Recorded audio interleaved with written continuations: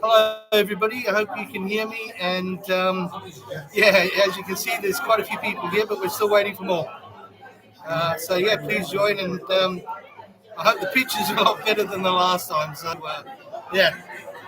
And as you can see, cheers.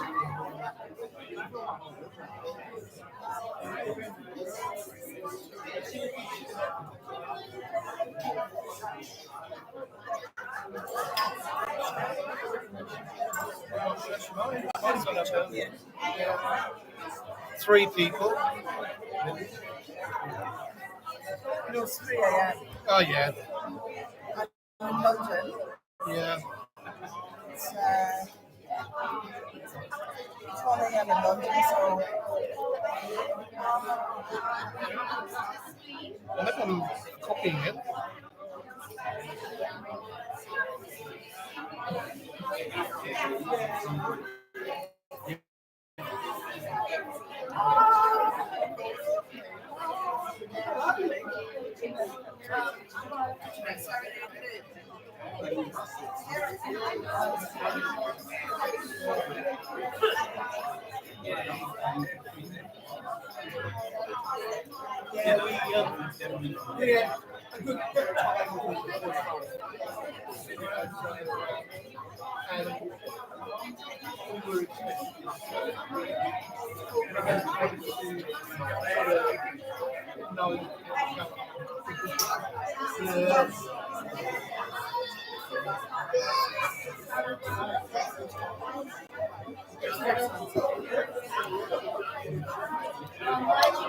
Hello, everyone.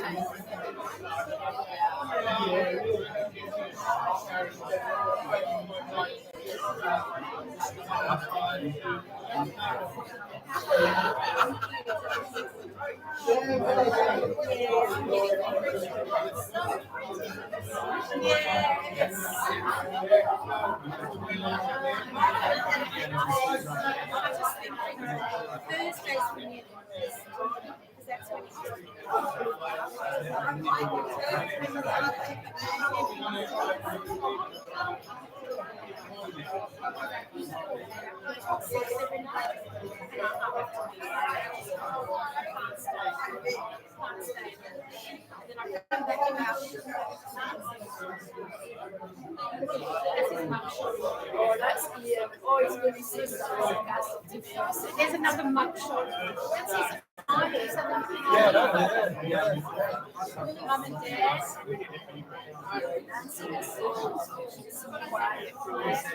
Now that's the most recent one. That was the weirdest bit. That was after kids.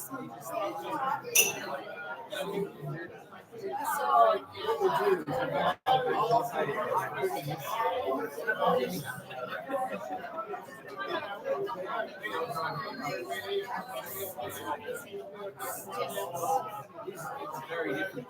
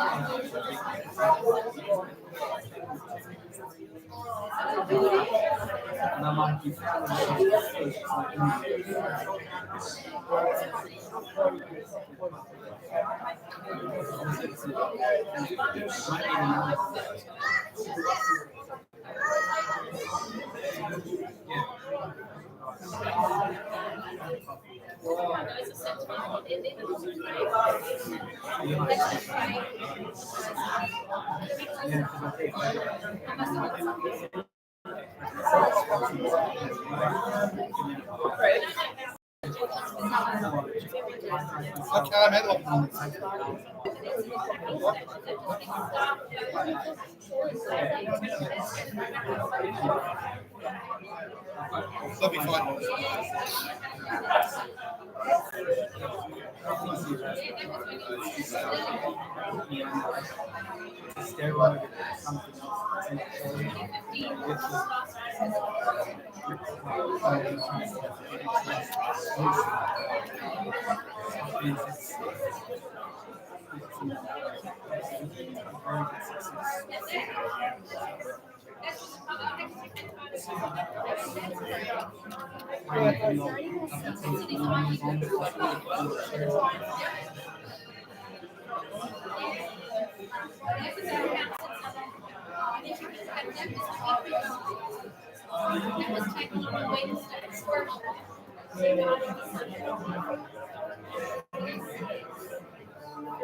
That was after Keats.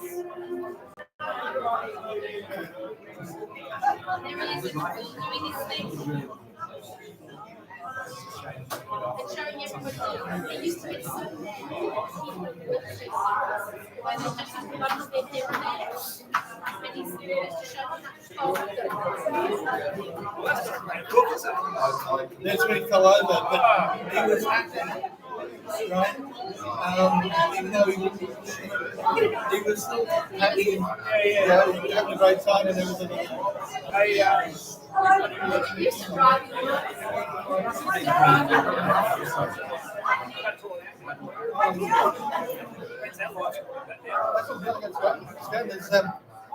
There's 4 people on.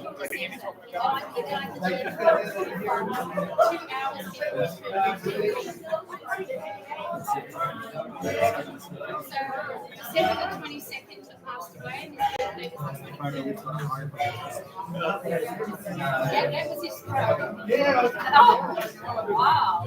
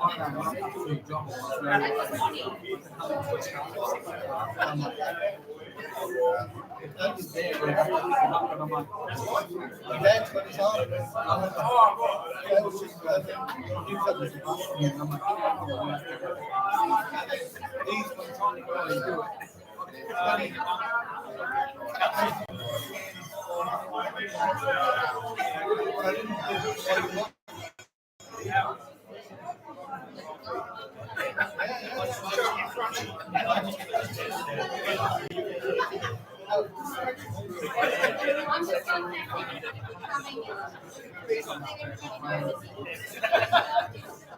See, not just routine. Not just Tuesdays, is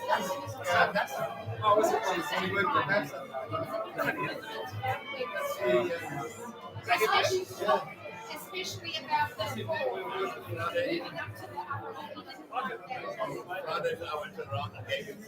Was that when you were present?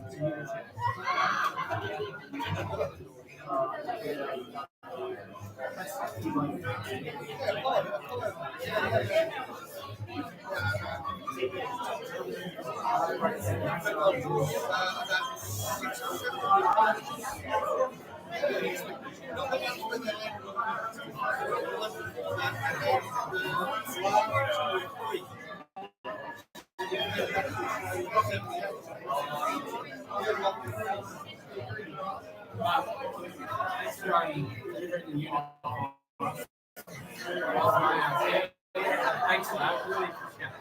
I'd like to get the tennis. Doing these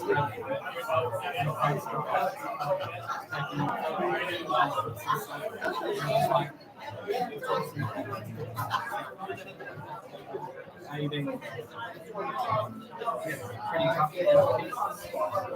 And you was like one of those.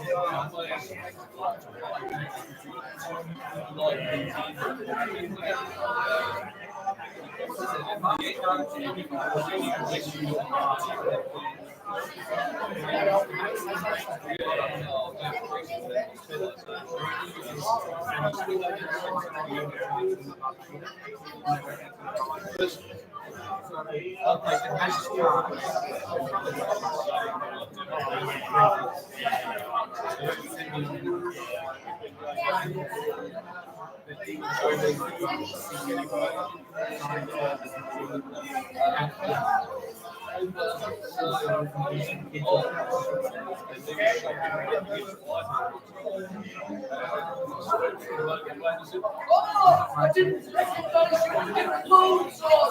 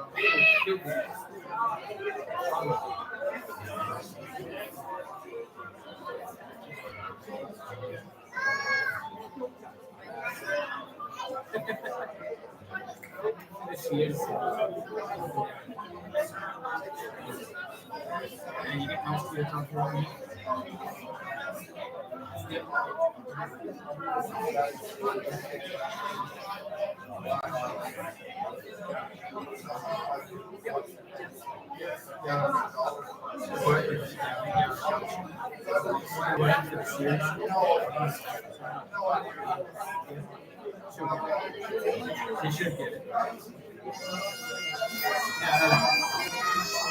Big time.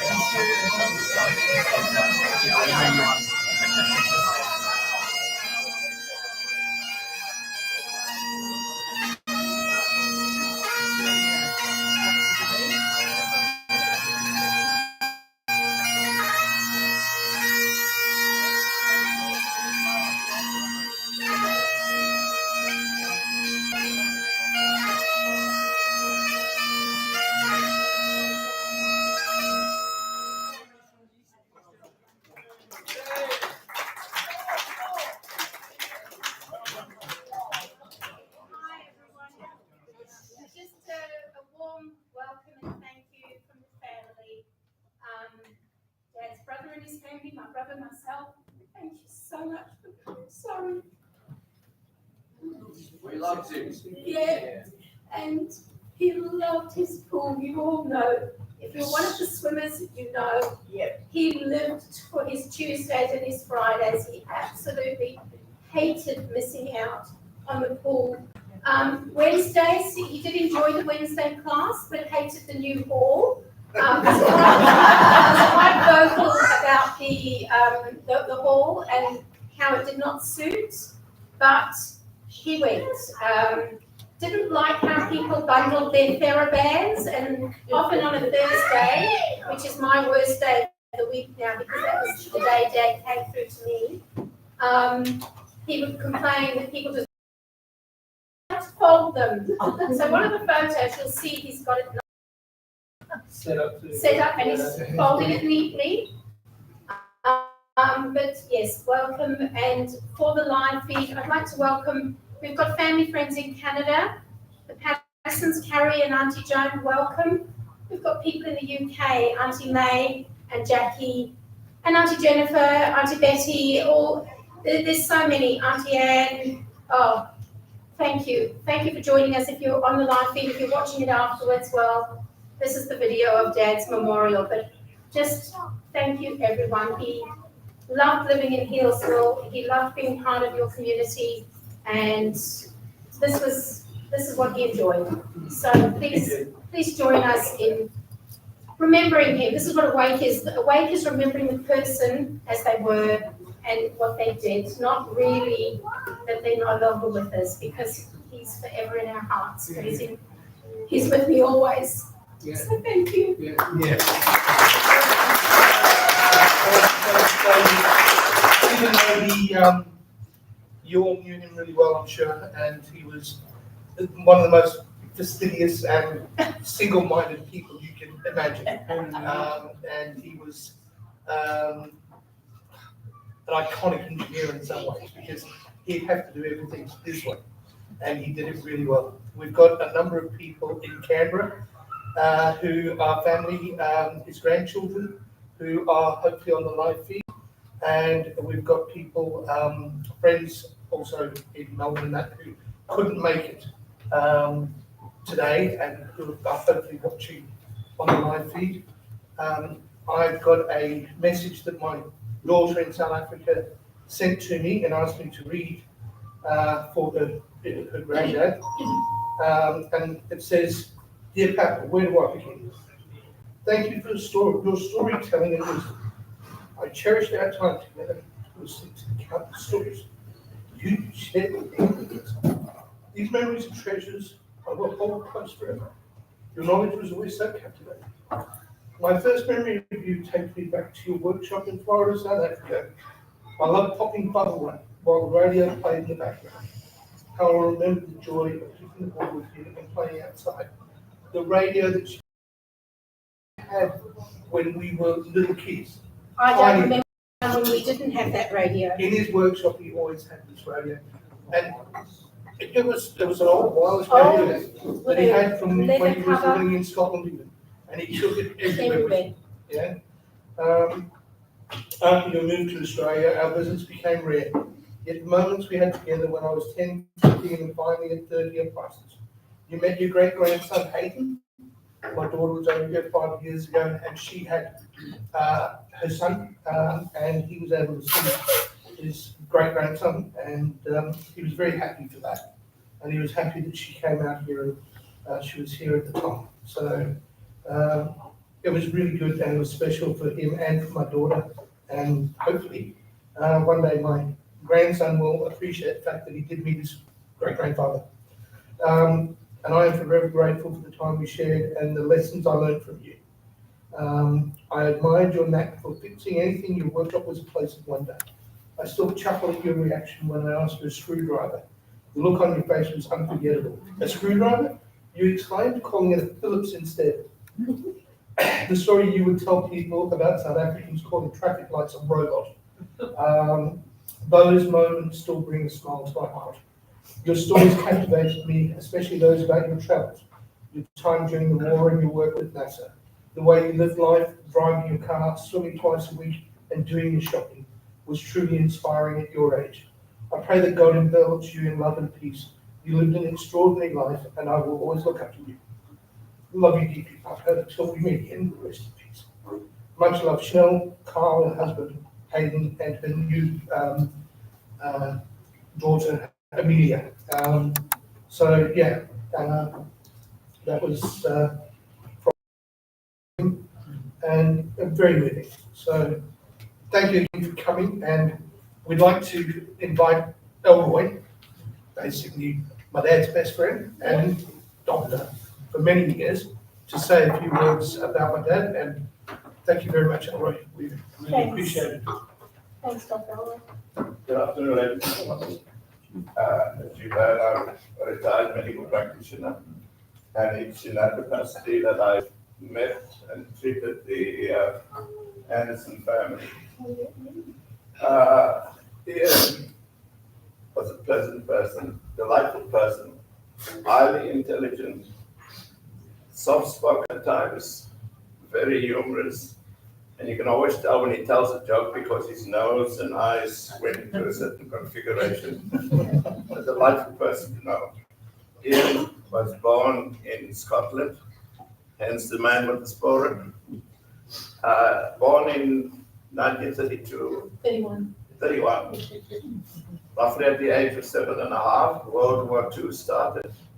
And that had a devastating effect on Ian. He told me the story of how he and his mother was walking down the street in Clydebank. Came. They went into the nearest air shelter, and they were trapped in it because the buildings were collapsing from the German bombing. And when they got out, they couldn't recognize where they were because everything was flattened. And he tells several of those stories.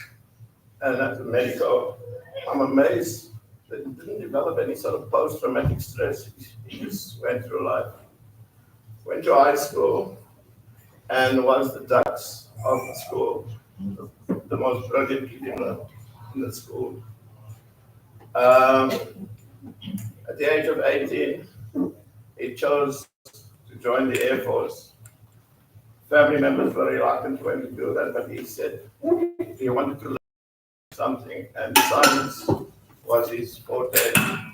He was particularly interested in electronics, and it was the Air Force that taught him electronics initially, simple electronics, but then they saw talent in him and they pushed him towards the newly science of radar. Radar is most essential for any military operation, and the word radar stands for radio detection and ranging.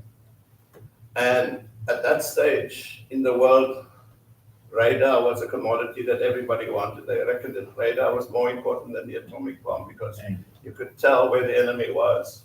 Of course, we still use radar today. The speed of a cricket ball is worked out by radar. The speed of a tennis ball is worked out by radar. And the part of the radar that we don't like is the speed cameras at the police. that was Ian's thing. I've been given a list of his history, and it mostly centers around his graduation up the scale as a scientist, and that's a very, very intelligent man. So 1950, while he was in the Air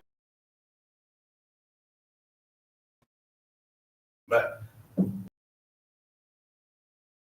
told me that he did not want to fire a gun.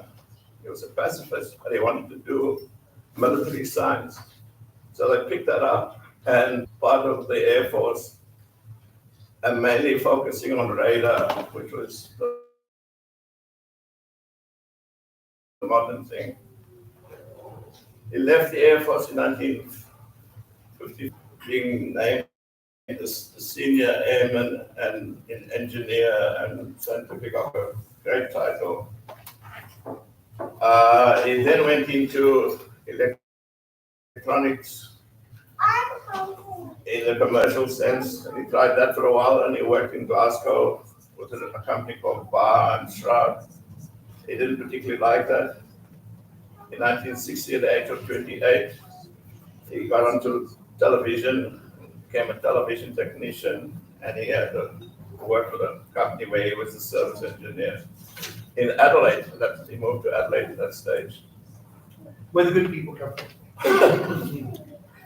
At the age of 34, he came to Canberra, where he was part of NASA's honeysuckle project of tracking rockets and stuff. This is high science. This is not a common science that the man in the street understood. But John was another name, was part of that scientific milieu which he really enjoyed. At the age of 37, he went back to England, to Portsmouth, where he worked with the Marconi space and defense systems. Now, all of this stuff is highly secretive. Wherever he worked, when it came to radar and rockets and all the fancy electronics of the military age, he had to swore that he would not share those secrets. He was telling me that he actually was approached by a Russian agent to sell some of the secrets that he knew. He told the guy to get. But so he had to sign secrets. And wherever he worked, they always put a declaration that he would not divulge what he was working with or for. And he went up the academic scale, age of 37. He was invited to be a lecturer at the University of Saskatchewan, that's Saskatoon in Canada. So England, Scotland, England, Germany, Adelaide. He really became a son of the British Empire. Must have had one of those passports with a lot of stamps in it. He does. Yeah. Anyhow, after Canada, I decided to come to South Africa. We didn't meet then because I was too young. But in 71, 72, he was a senior electronic engineer and lecturer at the University of the Witwatersrand in Johannesburg. From there, he worked as an electronics engineer on the film industry, also in Johannesburg. Technical service manager for a big company, Powers TV, also in Johannesburg. Please understand that in South Africa, we only got television in 1966. That's And it was from 6 p.m. at night to 9 p.m. was English, and the following night, 6 p.m. to 9 p.m. was Afrikaans. So it was only every other night that we had television. And Craig will bear this out, we lived with a test pattern on our television. You know the old-fashioned test pattern? We knew that off by heart, didn't we? And we had TV in our house well before 1976. We were the cool kids because our dad had TV. So just to let you know, when Dr. Elroy's talking about this, South Africa was a long way behind the rest of the world in the television industry. You guys all had it here in the 50s and 60s. We were well into the 70s before South Africa got it. So wanted to interject there, but that's why he got involved in TV in South Africa, was because it was so new, and because he'd come from a background here in Australia and Canada in that area, he slotted right in to helping the companies in South Africa, and particularly Panasonic. And then talking about South Africa, he also learned to speak the language. So one consultation, he decided that to conduct it in Afrikaans. And I was quite surprised at the fluency that he had. He was pretty bright that he could pick up languages, and he knew everything about electronics and radar particularly. Age of 45, he got a job as a technical officer and scientific test instrumentation for CSRO. Now, CSRO is the scientific body in this country. For them to offer him a job, the man must have been worth something. And back to Canberra with the second project with NASA. And NASA is the organization that put the man on the moon. They only take the best of scientists, and John was one of them. And the other exciting thing that I discovered about him in South Africa, he was invited to be a consultant to the first nuclear reactor in South Africa at a place called Kuba. And he was in charge of the security so that nobody can invade the reactor, and also took electronic systems to kick into place should the reactor overreact and burn and so on. And that was a fantastic praise for a man of his caliber. And he tried his own business in Roodepoort, South Africa, but he didn't like it. He retired and came right on to live at Healesville. First day I saw Nancy, Agnes, and John Ian. It's a Scottish thing, they make up names. It has nothing to do with the person. It's a regional name. I immediately detected this couple was interested, so I kept him a bit longer. Take a good history because they were new patients to discover that John was an electronic expert. And I said, oh, this man I'm going to be a friend of. I managed to pick his brain because I was into electronics myself. Sit and see, what do you do? She says, I'm an architectural marine draftsperson. I said, what the hell is that? She said, I draw the diagrams for them to build ships, and that happened in Scotland on the Clyde Bank and Clyde shipping. And I said, and John said to Nancy, tell him what you really did. She said, well, I designed the bedroom for the Queen on the Queen's yacht Britannica and on Queen Mary. The Queen. And they chose her because she had that of when she designed something, she could space save behind certain doors would be cupboards and so on. She explained the whole thing to us. I'm like, God, scientists, what am I dealing with here? Eventually met Keith. Keith was the handyman. His last job was at my house. But I said to Keith, what do you do? I'm an instrument maker. Met Craig, what do you do? I'm a computer expert. Met Karen, what do you do? Knitting miniature. I make the miniatures. And it's been a very pleasant association with his family. And we went through his things the other day, and we got all of some of the certificates that he was doing. He's given a certificate, which I hold in my hand here, on the Apollo project. The Apollo, with the many rockets that the Americans used to send up to Saturn and around the world and launch satellites and so on. He got a commendation for being part of the team, part of the Saturn launch, part of the first manned lunar orbiter mission. NASA stands for the National Acoustic and Space Administration. They made him a presentation because of the involvement he had with Honeysuckle in Canberra. They give him high praise for the various areas: continuous telemetry command, tracking support assurance, uninterrupted conduct of mission operations over 200 million miles of deep space. I mean, this guy was, to me, he was professional material. If he had put his resume in any university, he would have been a professor. Anyhow, it's been an absolute pleasure for me to have met him. He's been a delightful person. And I'm very excited.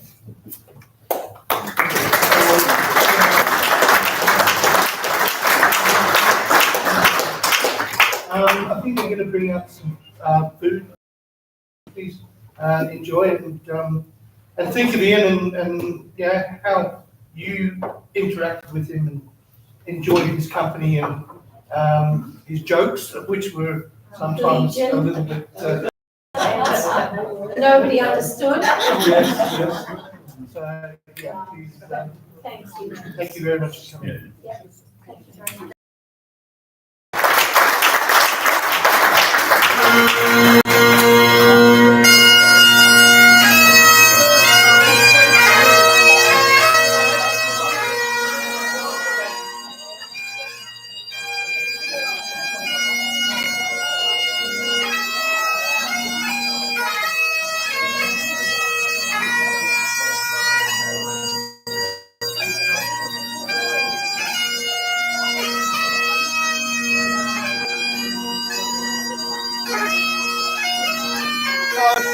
Hope you enjoyed it.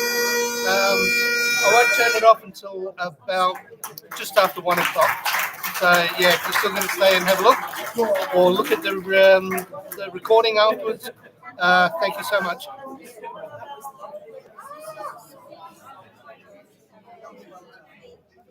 Rob, no, thank you. Thank you.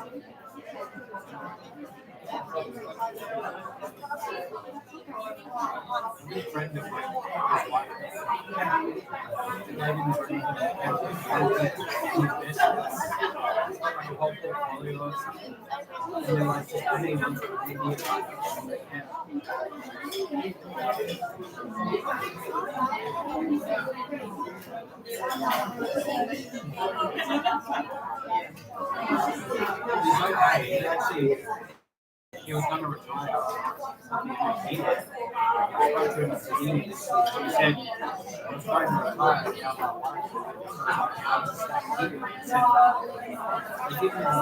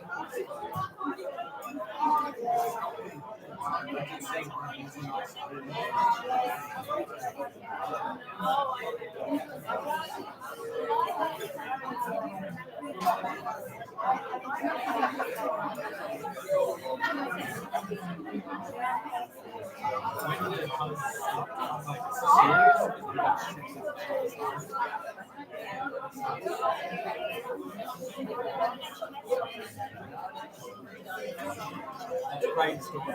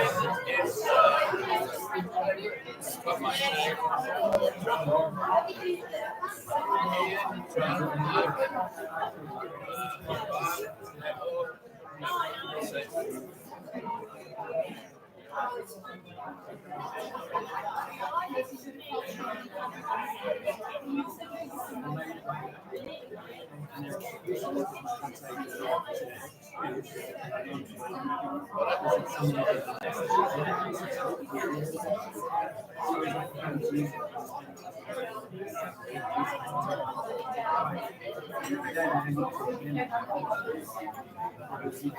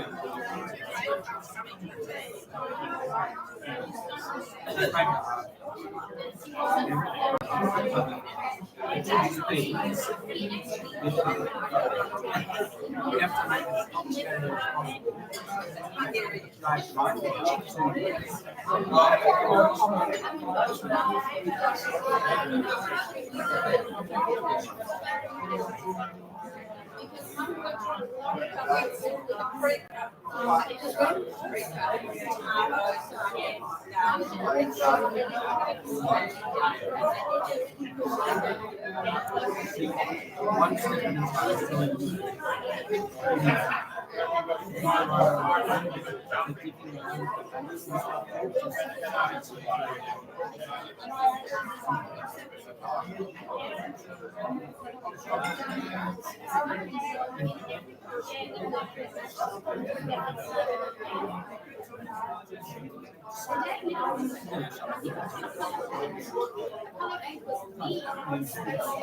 So like I said before, like the insurance companies that do more medical procedures, you guys get some gain, and then I'm like, legally, I can actually all the figures out. It's crazy. The insurance with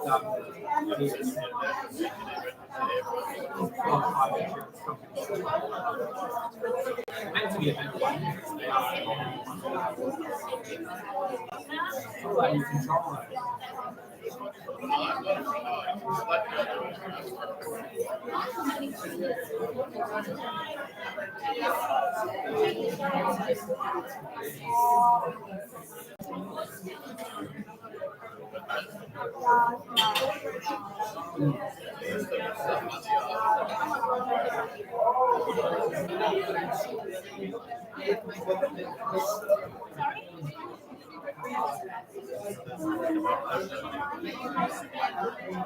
That's great.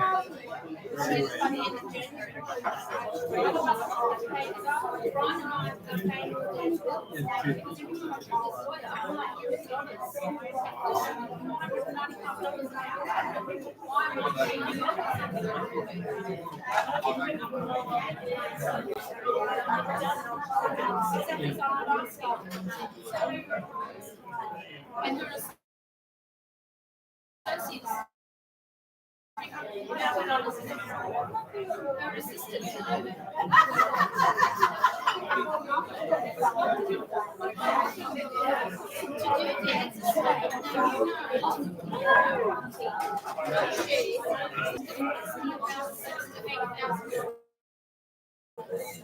Although we did it in the night, I find most I just realised that so a normal person thinks in my situation, you're being helpful with your injury, whatever it's like. The insurance companies really try to hang on to as much as possible. And if this is what will work for many people, they minimise that as much as possible and that's how at the end of the day, the one that's suffering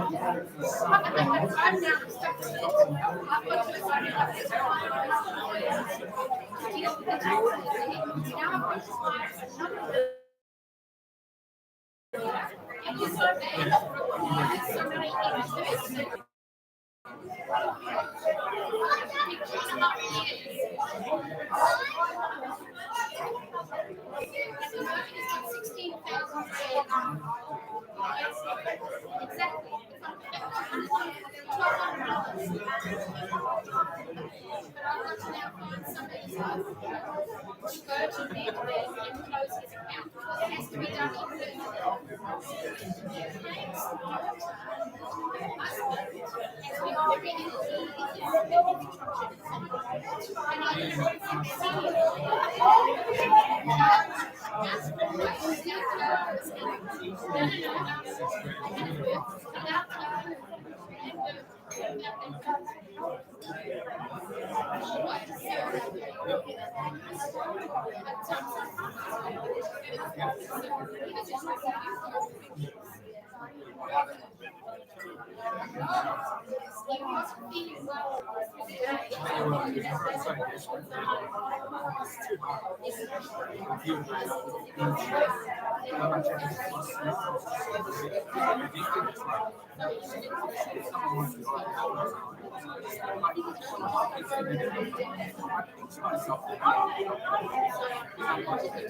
The second I bought it, the prices went up a month later. It was like 10% up, and I'm like, what is it? Then you run the place up,